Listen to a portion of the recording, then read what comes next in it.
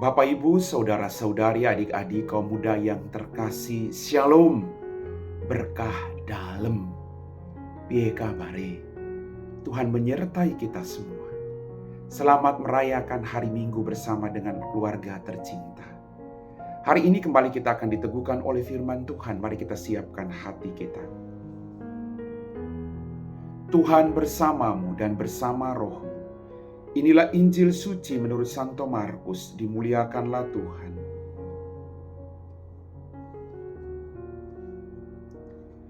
Sekali peristiwa, setelah Yesus menyeberang dengan perahu, datanglah orang banyak berbondong-bondong lalu mengerumuni dia.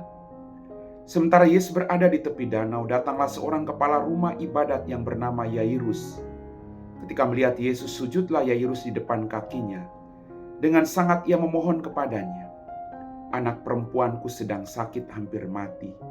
Datanglah kiranya dan letakkanlah tanganmu atasnya, supaya ia selamat dan tetap hidup." Lalu pergilah Yesus dengan orang itu. Orang banyak berbondong-bondong mengikuti dia dan berdesak-desak di dekatnya. Ketika Yesus masih berbicara, datanglah orang dari keluarga kepala rumah ibadat itu dan berkata, "Anakmu sudah mati. Untuk apa engkau menyusahkan guru?"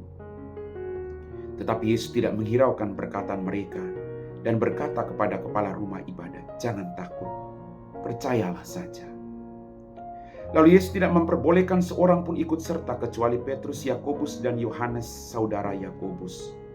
Mereka tiba di rumah kepala rumah ibadat itu. Di sana Yesus melihat orang-orang ribut, menangis, dan meratap dengan suara nyaring. Sesudah masuk, Yesus berkata kepada orang-orang itu, "Mengapa kamu ribut dan menangis? Anak ini tidak mati tetapi tidur." Tetapi mereka menertawakan Yesus.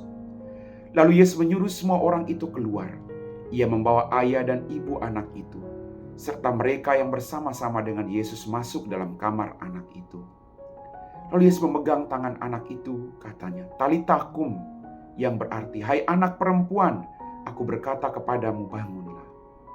Seketika itu juga anak perempuan yang berumur 12 tahun itu berdiri tegak dan berjalan. Semua orang yang hadir takjub. Dengan sangat Yesus berpesan kepada mereka supaya jangan seorang pun mengetahui hal itu. Lalu Yesus menyuruh mereka memberi makan kepada anak perempuan itu. Demikianlah sabda Tuhan.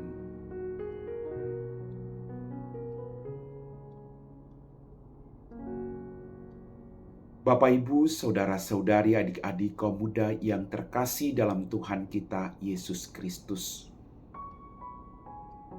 Dalam bacaan Injil pada hari ini, saya merenungkan bahwa orang yang berharap kepada Allah dengan kerendahan hati dan iman yang teguh tidak akan pernah dikecewakan. Dalam kisah tadi, ada seorang yang datang kepada Yesus. Dia datang dan sujud menyembah di hadapannya, seorang kepala rumah ibadat. Dia sujud menyembah di depan kaki Yesus. Dia tidak datang kepada orang lain. Sekali lagi, orang yang bijaksana adalah orang yang tahu tempat perlindungannya. Apakah kita termasuk golongan orang yang bijaksana? Ketika ada badai pergumulan, apakah kita datang sujud menyembah Dia? Ataukah kita pergi ke tempat-tempat hanya sekedar menghilangkan rasa takut, rasa kecewa, rasa stres kita? Kita belajar dari seorang pemimpin rumah ibadat tadi, kepala rumah ibadat tadi. Dia datang sujud di hadapannya. Lalu dia meminta, "Anakku perempuan sedang sakit hampir mati. Datanglah kiranya diletakkan tanganmu atasnya."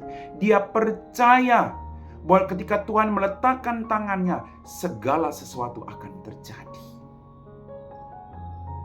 Iman yang luar biasa. Dia seorang kepala rumah ibadat, tapi dia merendahkan diri di hadapan Tuhan dan mujizat terjadi. Anaknya hidup.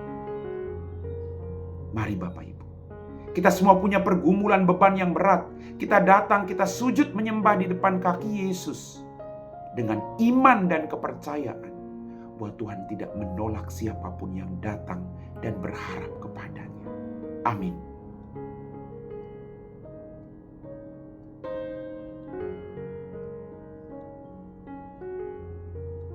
Bapak, Ibu, saudara-saudari, adik-adik kaum muda yang terkasih, kita semua telah diteguhkan oleh firman Tuhan. Mari kita siapkan hati kita untuk berdoa. Dalam nama Bapa dan Putra dan Roh Kudus, amin. Tuhan, kembali kami bersyukur untuk berkat-Mu yang Kau berikan kepada kami. Ampuni dosa dan kesalahan kami. Pada kesempatan ini Tuhan, kami berdoa bagi mereka semua yang telah meninggal dunia. Ampuni dosa-dosa mereka. Berikanlah mereka kebahagiaan di surga, dan biarlah mereka terus menjadi pendoa bagi kami yang masih bersiara di muka bumi ini. Kami juga berdoa bagi keluarga-keluarga yang kehilangan orang-orang yang dicintai karena kematian. Tambahkanlah iman mereka, agar mereka tetap percaya bahwa kematian bukanlah akhir, tapi kehidupan baru bersama Engkau. Kami puji Engkau Bapa kini dan sepanjang segala masa. Amin. Tuhan bersamamu dan bersama rohmu. Semoga kita sekalian diberkati oleh Allah yang Maha Kuasa, Bapa dan Putra dan Roh Kudus. Amin.